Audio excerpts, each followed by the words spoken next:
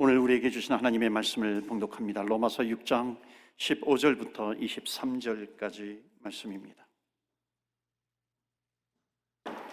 로마서 6장 15절부터 23절 말씀 가운데 마지막 절 23절 한 절만 읽도록 하겠습니다. 6장 23절 말씀 다 같이 합독합니다. 죄의 삭은 사망이요 하나님의 은사는 그리스도 예수 우리 주 안에 있는 영생이니라. 아멘. 하나님의 말씀입니다. 오늘 말씀은 사망과 영생의 갈림길이라고 하는 주제로 말씀을 전하는데, 로마서 6장이 지난 두 주에 걸쳐서 그리스도인의 의미라고 하는 주제로 말씀을 전했습니다. 오늘 말씀은 그것의 결론과도 같은 그런 말씀이기도 합니다. 한편으로는 올해 우리 신앙 주제가 가족과 이웃과 열방을 그리스도께로라고 하는 주제로 정하고 한 해를 달려왔습니다. 어찌 보면 오늘 말씀은 올해 우리 교회 신앙 주제의 또한 결론과도 같은 그런 말씀이기도 합니다. 우리가 읽지는 않았지만 먼저 1절부터 22절까지 말씀을 제가 중요한 부분만 설명을 드리도록 하겠습니다. 반복되는 그 전의 내용과 반복되는 그런 말씀이기도 하는데요, 집에서 한번 여러분 쭉 읽어보시고요. 오늘은 중요한 부분만 좀 살펴보는데 15절 보시겠어요? 15절 보시면 우리 로마서 6장 15절 말씀 다 같이 읽겠습니다. 시작. 그런즉 어찌하리요? 우리가 법 아래에 있지 아니하고 은혜 아래에 있으니 죄를 지으리요? 그럴 수 없느니라. 아멘. 여기 법 아래에 있다라고 하는 것과 은혜 아래에 있다라고 하는 것을 말씀합니다. 우리는 율법으로 법으로 구원받는 것이 아니라 은혜로 구원받는다라고 하는 것입니다. 우리가 은혜로 구원받기 전에는 율법 아래에 있었다라고 하는 것을 말씀하고 있죠. 율법은 내 공로, 내 노력과도 바꿀 수 있는 그런 단어이기도 합니다. 내 노력으로 공헌으로 구원받는 것이 아니라 하나님의 은혜로 구원을 받는다라고 하는 그런 말씀입니다. 좀 더 구체적으로 말씀드리면 법 아래 있다라고 하는 것은 결국은 뭐냐면은 법을 통해서, 율법을 통해서 내가 죄인이라고 하는 것을 깨닫게 됩니다. 그러니까 율법 아래 있다라고 하는 것은 죄의 종이다라고 하는 겁니다. 그러니까 종은 순종하잖아요. 그러니까 죄의 종이라고 하는 것은 죄의 순종을 하며 살아간다는 것이죠. 그러니까 그것을 복음으로, 예수의 능력으로 끊어내지 못하면은 결국 죄의 종으로 살다가 결국에는 그 마지막이 뭐냐면 21절이에요. 21절 말씀 다 같이 읽겠습니다. 시작. 너희가 그때에 무슨 열매를 얻었느냐? 이제는 너희가 그 일을 부끄러워하나니 이는 그 마지막이 사망임이라. 율법 아래 있다라고 하는 것의 결론입니다. 결국은 거룩함의 열매 없이 사망에 이르게 된다, 즉 구원받지 못하게 된다는 것을 말씀합니다. 그 다음에 은혜 아래 있다라고 하는 것은 뭐냐면 사망을, 영벌을 끊어내는 것이죠. 어떻게 예수 그리스도를 영접해요? 구원받은 주의 백성이 되는 겁니다. 그러니까 구원받은 주의 백성이라고 하는 것은 예수님께서 십자가에 죽으실 때 내 죄를 담당하시면서 짊어지시고 십자가에 죽으셨다라고 하는 것, 이것을 믿는 겁니다. 그래서 예수님을 믿으면 마지막 그 결과는 어떻게 되는가? 22절이에요. 22절 다 같이 읽습니다. 시작. 그러나 이제는 너희가 죄로부터 해방되고 하나님께 종이 되어 거룩함에 이르는 열매를 맺었으니 그 마지막은 영생이라. 아멘. 죄로부터 해방이 되어서 하나님의 종이 된다는 겁니다. 하나님의 종이 되어 하나님께 순종하죠. 그러니까 거룩함에 이르는 열매를 거두게 된다는 것입니다. 구원받아서 그 마지막에는 영생에 이르게 된다는 것입니다. 그래서 오늘 말씀은 그리스도인의 의미라고 하는 것을 반복해서 말씀하고 있습니다. 그 모든 것의 결론이 바로 23절이에요 23절 말씀 다 같이 읽습니다. 다시 한번 시작. 죄의 삭은 사망이요 하나님의 은사는 그리스도 예수 우리 주 안에 있는 영생이니라. 아멘. 이런 말씀을 좀 외워도 괜찮겠죠? 죄의 삭은 사망이에요. 죄의 삭이라고 하는 것, 결국 죄의 종으로 살다가 결국 사망에 이르게 된다. 하나님의 은사는 선물입니다. 은혜는 선물로 주어진 것이죠. 그것은 뭐냐면 그리스도 예수 우리 주 안에 있는 영생의 영원한 생명이니라. 그래서 사망과 영생으로 나뉘어지는 겁니다. 여러분, 우리는 이 세상을 사는 동안에 참으로 많은 그 인생의 갈림길을 경험하게 됩니다. 우리는 이미 한국을 떠나면서 헤어짐과 이별의 슬픔을 우리는 경험했잖아요. 또한 그것만이 아니라 육신의 죽음으로 인해 가지고 사랑하는 사람과 이별의 아픔을 경험하기도 합니다. 그래서 저는 중학교 때 옆에서 심장마비로 죽어가는 그 친구의 죽음을 보면서 정말 어찌할 수 없는 아주 나의 무능력함을 보면서 얼마나 안타까워했는지 모릅니다. 또는 대학 입시를 앞두고 사랑하는 할아버지와의 그 이별도 참 마음이 아팠어요. 아버지, 어머니가 또 병원으로 소천하시고 또 올해는 또 여동생의 죽음으로 인한 그 헤어짐, 이것도 참 마음이 아프기도 했습니다. 저는 성경에서 가장 아쉽고 안타까웠던 그 인생의 헤어짐 가운데 하나는 바로 다윗과 요나단의 헤어짐입니다. 여러분, 요나단은 사울 왕, 다윗을 죽이려고 했던 사울 왕의 아들이었습니다. 이 요나단은 자기 아버지를 뒤이어서 왕이 될 수 있는 자격도 있어요.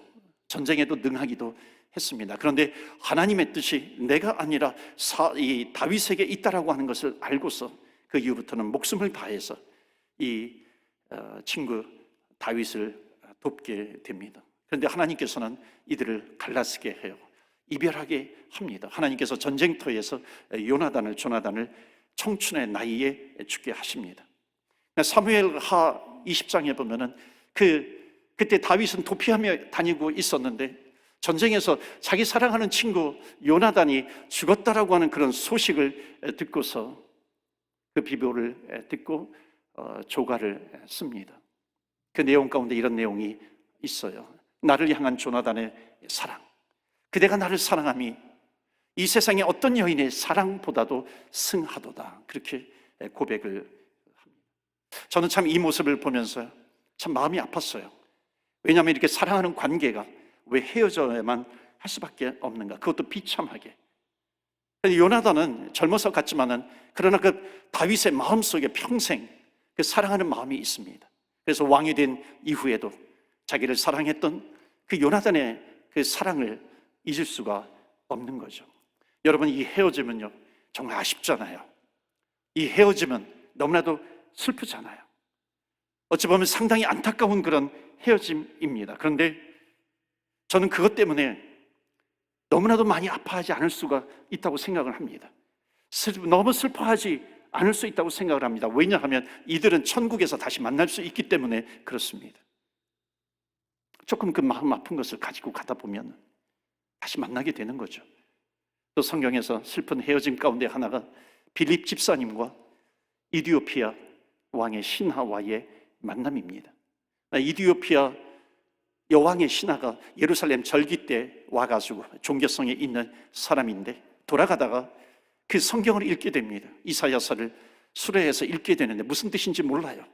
근데 성령님께서는 이 빌립을 성령께서 인도하십니다. 나무로. 그러다가 결국 이 이디오피아 신하를 만나게 됩니다. 무엇을 하고 있는가? 성경을 읽고 있는데 무슨 뜻인지 모르겠어요. 그 말씀을 풀어줍니다. 어린 양이 누구인지 모르겠어요. 그 어린 양은 바로 예수 그리스도입니다. 주님께서 우리를 위해서 십자가에 달려 돌아가셨습니다. 복음을 전합니다. 우리 인간은 죄로 말미암아 죽을 수밖에 없는 인간입니다. bad news를 전해요. 뿐만 아니라 good news, 복음을 전합니다. 하나님께서 사랑하는 독생자 예수 그리스도를 이 땅에 보내주셔서 우리의 모든 죄를 짊어지시고 십자가에 죽게 하셨습니다. 그분을 믿으면 우리는 영원한 생명을 얻습니다. 그분을 예수 그리스도를 구세주와 주님으로 영접하시겠습니까? 그때에 이 이디오피아 왕의 신하가 예수님을 나의 구세주와 주님으로 영접하는 아주 감격적인 그런 역사적인 사건이 나타나게 된 겁니다. 뿐만 아니라 물가에 가서 세례까지 받게 됩니다. 그런데 성경은 이상한 것이 있어요. 하나님께서 이 빌립 집사님과 이 신하를 헤어지게 해요.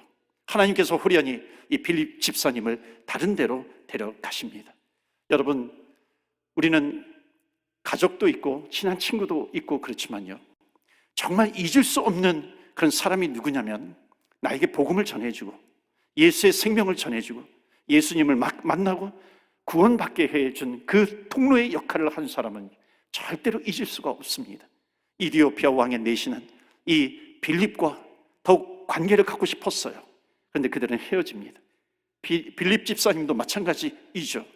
나를 통해서 생명을 얻었어요. 그를 더욱 도와주고 싶은 마음이 없겠어요.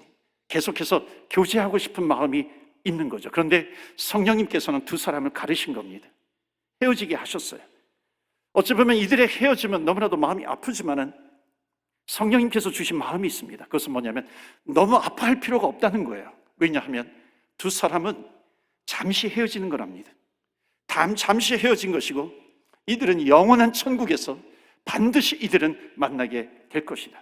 그런데 사랑하는 성도 여러분, 정말로 불행한 갈림길이 있다는 겁니다. 가장 인생 가운데 고통스러운 갈림길이 있는 겁니다. 그것이 바로 오늘 로마서 6장 23절 말씀이에요. 그것을 설명하고 있습니다. 죄의 삭은 사망이요, 하나님의 은사 선물은 그리스도 예수 우리 주 안에 있는 영생의 영원한 생명이니라. 여러분, 이것이 무슨 말씀일까요? 이 세상에 가장 안타까운 헤어짐 갈림길은 뭐냐면 한 사람은 사망으로 가는 것이고 한 사람은 영원한 생명으로 가는 것, 이 갈림길이라는 겁니다. 이 갈림길은 고통 중에 고통이라고 하는 것이죠. 로마서 6장은 그리스도인의 의미에 대해서 설명해 주고 있습니다. 오늘 로마서의 마지막 결론과도 같은 이 로마서 6장 23절에서 말씀하고 있는 그 마지막 주제가 무엇인가? 로마서가 말씀하고 있는 그것은 무엇인가? 그것은 뭐냐면 이 세상에 가장 불행한 갈림길이 있다는 거예요. 그것은 영원한 사망과 영원한 생명으로 나누어지는 그 갈림길이라고 하는 것을 말씀합니다. 올해 저에게는 참으로 고통스러운 일이 있기도 했다는 것을 말씀을 드렸습니다. 사랑하는 여동생, 암투병 끝에 결국 세상을 떠납니다. 저랑 연년생이거든요. 어렸을 때부터 많이 싸우기도 했고 저를 닮기도 하고 그러면서 이렇게 사랑이 싹트기도 했는데 결국 세상을 떠난 겁니다. 그러니까 마지막에는 막 너무 힘들어할 때는, 여러분, 우리 이민자들의 삶이 그렇지 않습니까? 내가 별로 떨어져 있기 때문에 별로 큰 도움이 되지 못한다고 생각을 할 때 그것이 참으로 고통스럽게 나에게 다가오기도 합니다. 지난주에도 고국에서 소천하신 그 부모님이 계신 성도님도 계셨어요. 우리가 한국에서 살다가 고국에 계신 부모님이라든지 또는 형제 자매가 병환으로 아파한다는 소식을 들으면 참으로 힘들잖아요. 저도 이민 와가지고 얼마 안 돼서 아버님이 병환으로 이렇게 계셨는데 지금은 소천하셨지만 그때 갑자기 병환이 악화된다고 말을 들으면 우리 이역만리 떨어져 있는 우리들은 당장 달려가고 싶기도 하고 붙잡아주고 싶기도 하고 도와주고 싶기도 합니다. 그런 마음이 우리는 간절하잖아요. 어머님이 또 암으로 치료를 받으실 때 그 떨어져 있다라고 하는 것이 참으로 이렇게 고통이구나 라고 하는 것을 느끼게 되고 그것이 원망이 되기도 합니다. 왜 마지막에 이렇게 고통스러워 하는가? 그런데 기도할 때마다, 말씀을 준비할 때마다, 성경을 읽을 때마다 성령님께서 마음의 위로를 주시고 확신을 주시는 것이 있어요. 그것은 뭐냐면 너희들이 비록 이 세상에서 헤어지는 것은 잠시 있을 수 있지만은, 잠시 동안은 슬픔이 있겠지만은 결국 너희들은 천국에서 다시 만날 것이라고 하는 겁니다. 육신적으로 헤어지는 것은 잠깐이라고 하는 겁니다. 그러나 사랑하는 성도 여러분, 정말로 불행한 갈림길이 있다는 거예요. 한평생 부부로 살던 사람이 육신적으로 헤어지는 것, 여러분, 그것은 괜찮다고 말할 수는 없겠지만 이것은 누구나 경험하는 거잖아요. 우리 조상 때부터 계속해서 경험하는 겁니다. 그리고 앞으로도 그 이별은, 그 헤어짐은 계속해서 경험되어질 겁니다. 그런데 정말 중요한 것은 뭐냐면, 문제는 뭐냐면 그 사람이 천국으로 가지 못하는 사람이라고 한다면, 같이 부부로 한평생을 살았다 할지라도 한 사람은 사망으로 가고 한 사람은 영생으로 간다면 성경의 주제는 뭐냐면 이것만큼은 뜯어 말려야 된다라고 하는 겁니다. 이것만큼은 해결해야 된다라고 하는 것, 이것이 성경의 주제이고 이것이 로마서의 주제입니다. 우리가 헤어지는 아픔들이 있어요. 이 세상에서 우리가 헤어지는 그런 아픔들은 어찌 보면 정말로 괜찮아요. 왜냐하면 분명히 믿음 안에 있다고 한다면 다시 만날 수 있기 때문에 그렇습니다. 그런데 우리가 정말로 그리스도인으로서 우리가 어디에 있든지 어느 곳에 있든지 가장 조심하고 가장 관심 갖고 가장 깊이 생각해야 될 것은 뭐냐면, 우리 주변에 있는 사람들이, 친구들이 한 사람은 생명으로 가고 한 사람은 영생으로 가고 한 사람은 사망으로, 심판으로 가는 것, 이것만큼은 내버려 두지 말라는 겁니다. 눈물을 흘리며 기도하고 중보하면서 하나님 나라로 갈 수 있도록, 사망에서 영생으로 옮길 수 있도록 도와주라고 하는 메시지입니다. 여러분은 어떻게 예수님을 만나셨는지 모르겠어요. 저는 목사의 아들로 태어나서 저는 어렸을 때부터 교회에서 자랐습니다. 태어나면서부터 신앙생활을 했지만 주님을 영접하고 구원의 확신을 갖게 된 것은 하이스쿨 때였어요. 학생 때였습니다. 예수님이 그 이후로 나의 구세주여 주님이라고 고백을 해왔습니다. 그때 구원의 확신을 갖게 했던 그 말씀이 바로 로마서 6장 23절 말씀이었습니다. 그 전에도 알고 있는 말씀이었지만 그 말씀이 나에게 다가오면서 그냥 피상적으로 대충 알고 있었던 복음이 이렇게 막 구슬처럼 꿰어지기 시작하는 겁니다. 저는 중학교 때 친구의 죽음을 보면서 참 마음이 어찌할 수 없는 그런 아픔과 괴로움이 있었는데, 헤어짐에 대한 괴로움이죠. 그런데 조금 지나놓고 보니까 그 괴로움의 종류가 다른 종류로 다가오는 겁니다. 그래서 뭐냐면, 언젠가 저 죽음이 나에게도 올 텐데 하는 그 마음이 드니까는 너무나도 괴로운 겁니다. 왜 죽어야 되는지 그 이유를 몰랐던 저에게 그 답을 알려준 성경의 말씀이 바로 로마서 6장 23절 말씀입니다. 내가 죽는다라고 하는, 내가 죽는 그 이유를 알게 되면서 죄 때문에 죽는다라고 하는 이 말씀이 나에게 다가오면서 나를 위한 말씀으로 저를 찔렀습니다. 제가 비상적으로 알고 있던 십자가예요. 그것을 정확하게 알게 하셨어요. 예수님이 왜 십자가에 달리셨는지, 예수님이 왜 죽으셨는지 이 말씀 때문에 깨달아진 겁니다. 어찌 보면 제가 구원의 확신을 갖게 되는 그 현관의 문과 같은 역할을 했던 것이 바로 이 로마서 6장 23절 말씀입니다. 사망으로 가던 나를 십자가로 막아주셨다라고 하는 이 사실이에요. 우리가 왜 죽어야 되는지, 내가 왜 죽어야 되는지 모르는 저에게 그 이유를 가르쳐주는 그 은혜의 말씀입니다. 이 은혜 때문에 너무너무 고맙죠. 너무너무 감사하죠. 저는 그때부터 십자가를 조금 이해하게 되었습니다.